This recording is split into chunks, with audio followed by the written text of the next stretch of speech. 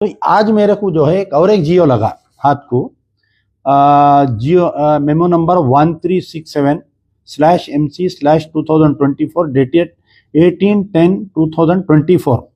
Actually जो है हर state में एक एजुकेशन कमीशन बोल के बनाते हैं, constitution of Telangana education commission, appointment of advisory committee. यानी अब यानी स्टेट में सिलेबस क्या होगा, यानी फर्स्ट क्लास से लेके 10th क्लास तक क्या सिलेबस रहेगा, इंटर का क्या सिलेबस रहेगा। तो एक एडवाइजरी कमेटी रहती जो गवर्नमेंट को एडवाइस करती कैसा पढ़ाना चाहिए, तालीमी इदारे कैसा रहना चाहिए, इसमें चेंजेस क्या लाना चाहिए, इसमें बोल के।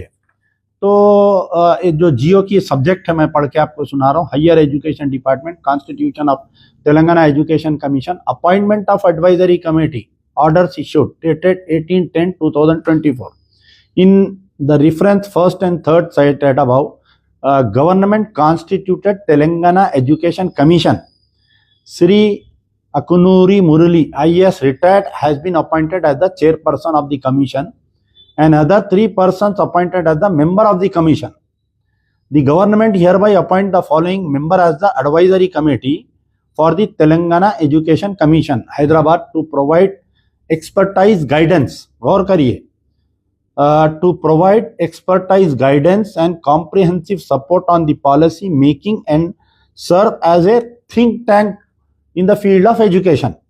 अब इसमें जो 6 लोगों को बनाए गए हैं, यानी 2 आदमी कमीशन के मेंबर रहेंगे और 3 और इसमें है professor G Haragopal, retired professor Hyderabad central university, professor के Murali Manohar, retired professor Kakatiya university, professor के Venkat Narayan, retired professor Kakatiya university, professor S Sujata Rao, Satavahana university, Shri R Venkat Reddy, MBF national convener, Shri KM Seshadri, education specialist, UNICEF. The terms of the advisory committee shall be in coterminous with the term of the chairman Telangana education commission. जैसा minority commission होता, SC/ST commission रहता, तो ये भी एक commission होता. अब मैं इसमें ये बतलाना सवाल कर रहा हूँ कि क्या पूरे तेलंगाना में रेवंत रेड्डी जी को जो है, रेवंत रेड्डी साहब को एक मुसलमान नहीं मिला? बोलिए, चेयरमैन अकुनूरी मुरली IAS रिटायर्ड, 6 के 6 पूरे गैर मुस्लिम है. अब आप बताइए, जब आपके एजुकेशन कमीशन में आपका आदमी नहीं रहेगा एक मुसलमान, उसमें कम से कम 2, ये 6 में 2 तो मुसलमान डालना था, एक वाइस चेयरमैन मुसलमान डालना था, या नहीं तो आप मेंबर कमीशन में मुसलमान डालना था. अब आप बताइए कि आप एक तरफ बोल रहे हैं हम उर्दू की बका के लिए है, उर्दू स्कूलों की बका के लिए, उर्दू जूनियर कॉलेज की बका के लिए है. अब ये कमेटी क्या उर्दू स्कूलों को बचाएंगी या उर्दू पढ़ाएंगी लिखेंगी? बोलिए आप. अच्छा, अब इसके अंदर जो है जब सिलेबस बनेगा तो अगर फर्ज करिए सिलेबस में कई वक्त ऐसा होता कि क्वेश्चन पेपर्स जो है बाहर से बन के आते, इन्हों स्क्रूटनी करते.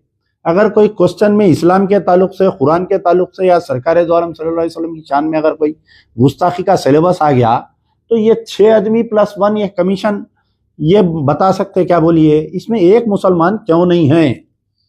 वो जो तमाम लोग मेरी तनकीद कर रही या मेरे खिलाफ में स्टेटमेंट दे रही, देखिए मैं जब भी कोई बयान देता हूँ या कोई हुकूमत को या किसी को मैं तनकीद का निशाना बनाता हूँ, तो इसमें हमारा कोई जाती वो नहीं रहता.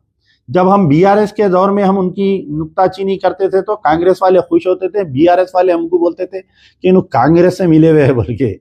अब जब हम कांग्रेस के दौर में ये 9 महीने में जो नाइंसाफियां हो रही मुसलमानों के ताल्लुक से हम ये बता रही, तो अब कांग्रेस वाले बोल रहे हैं BRS से मिले हुए हैं.